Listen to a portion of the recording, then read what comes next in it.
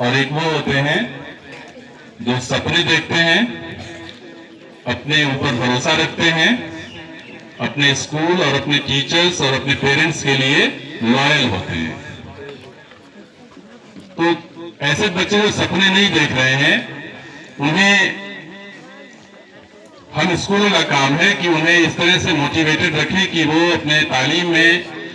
इस तरीके से जुड़ जाएं कि वो अपनी तालीम पूरी करने के बाद किसी तरह की कमजोरी महसूस न करें। लेकिन वो बच्चे जो सपने देख रहे हैं, हमारा हक बनता है वहां पर,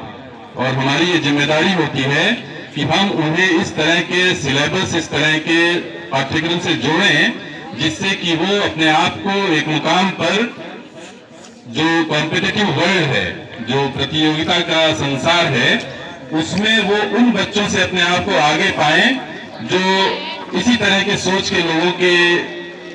साथ निकल करके आए हैं कि तालीम एडवांस होगी, पढ़ाई एडवांस होगी, तो वो एज एप्रोप्रिएट बच्चे अगर नहीं होंगे तो कोप अप नहीं कर पाएंगे। तो उन बच्चों से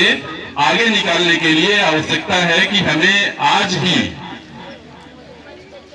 ऐसे बच्चों को जो सपने देख रहे हैं कि वो जिंदगी में कुछ अच्छा करेंगे, कुछ बेहतर करेंगे, उन्हें एडवांस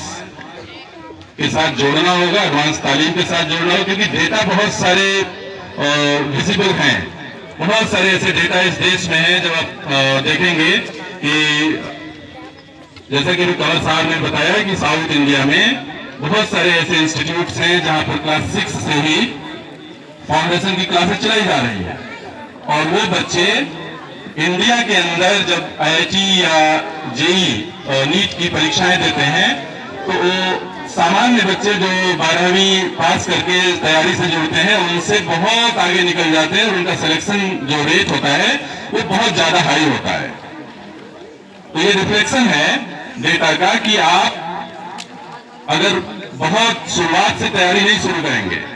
तो आप कहीं भीड़ में गुम हो जाएंगे। मैं चूंकि 14-15 साल से CBSE स्कूल में प्रिंसिपल काम कर रहा हूं,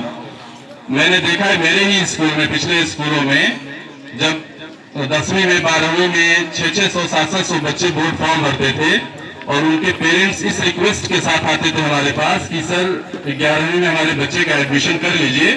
हमारा बच्चा कोटा जाएगा, वहां से तैयारी करेगा इंजीनियरिंग की और नीट की, और क्लास नहीं करेगा आपकी, रेगुलर क्लास नहीं करेगा आपकी। क्योंकि बहुत सारे इंस्टीट्यूशन, और मैं भी उस व्यवस्था का हिस्सा रहा हूं एक वक्त जब स्कूल कॉमर्शलाइज हो गए थे और पढ़ाई से कहीं न कहीं ज्यादा उनका तवज्जो नहीं होता था, और बस एडमिशन्स आ जाए और फीस उनके पास आती जाए, तो एडमिशन्स ले लिए जाते थे। और नतीजतन ये होता था जब बोर्ड एग्जाम्स होते थे उन बच्चों के जो कोटा में गए हुए हैं, जब उन बच्चों के बोर्ड एग्जाम्स होते थे तो मैथमेटिक्स में, फिजिक्स में, केमिस्ट्री में 1 नंबर, 2 नंबर, 4 नंबर लेकर के आते थे और फेल हो जाते थे। तब उन पेरेंट्स को एहसास होता था कि ये जो हमने डायरेक्ट क्लास 11 से या क्लास 12 पास करके नीट या IIT की तैयारी के लिए अपने बच्चे को भेजा था, ये डिसीजन गलत था। क्योंकि एक तरफ तो उनका उस कंपटीशन में भी सिलेक्शन नहीं हुआ, दूसरी तरफ वो अपने बोर्ड एग्जाम्स को भी क्लियर नहीं कर पाए, सिर्फ इस वजह से क्योंकि उनकी जो एजुकेशन थी, जो उनकी तालीम थी, वो एडवांस नहीं थी। वो इस तरह की शुरू से उसकी बेस बिल्डिंग नहीं की गई थी कि वो इस तरह के परीक्षाओं को आसानी से क्रैक कर जाए। इसी वजह से ये बुनियाद एग्जाम और इसकी तरफ से इंप्लीमेंट किया गया जो सिलेबस है, ये बहुत इंपॉर्टेंट हो जाता है कि हम दर्जा 6 से, क्लास 6 से ही अपने बच्चों को साइंसेस के स्ट्रीम्स पढ़ाना शुरू करें, फिजिक्स पढ़ाना शुरू करें, केमिस्ट्री पढ़ाना शुरू करें, बायोलॉजी पढ़ाना शुरू करें, उनको एडवांस लेवल की मैथमेटिक्स पढ़ाना शुरू करें, ताकि कि वो 12th पास करते करते इस काबिल बन चुके हो कि उन्हें किसी तरह के कोटा के इंस्टीट्यूशन की मदद न लेनी पड़े, उन्हें अपने वालिदैन के लाखों रुपए खर्च करवाने की जरूरत न पड़े, वो इस काबिल स्कूल लेवल पे ही बन जाएं कि वो किसी न किसी कंपटीशन को निकाल ले जाएं। इसी के साथ मैं ये भी जोड़ूंगा कि जो बच्चे IIT या नीट के एग्जामिनेशंस को अपना करियर गोल नहीं सेट करते हैं, या उनका ये एम नहीं है कि वो आगे जाकर के इंजीनियर बनेंगे या डॉक्टर बनेंगे, तो उनके लिए स्कूलों को चाहिए कि अपने उसी सेटिंग में पैरेलल क्लासेस ऑर्गेनाइज करें और इस तरह के बच्चों को आइडेंटिफाई करें कि जो आईआईटी या नीट के लिए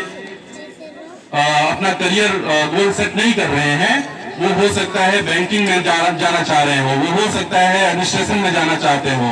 वो हो सकता है जुडिशरी में जाना चाहते हो। तो एक पैरेलल क्लासेज ऑर्गेनाइज करके उन बच्चों को उनके माइंडसेट के हिसाब से, उनके करियर गोल सेट के हिसाब से क्लासेज अरेंज करके उनकी भी तैयारी क्लास 6 से ही इसी डायरेक्शन में करवाना चाहिए, ताकि कि वो 12th पास करते करते इस काबिल हो चुके हों कि वो निर्णय ले सकें और तय कर सकें कि अब उन्हें किस तरह जाना है। तो ये जो आवाजें आ रही हैं कि एडवांस सिलेबस की जरूरत नहीं है या एडवांस पढ़ाई कराने की जरूरत नहीं है, इसमें मैं करेक्शन चाहूंगा। बहुत ज्यादा जरूरत है। अगर हम 6 से ही अपने बच्चों को इस रास्ते पर नहीं लेकर के चलेंगे, तो जिस तरह का कॉम्पिटिटिव वर्ल्ड है हमारे सामने, जिस तरह की चुनौतियां हैं हमारे सामने, ये सारे के सारे बच्चे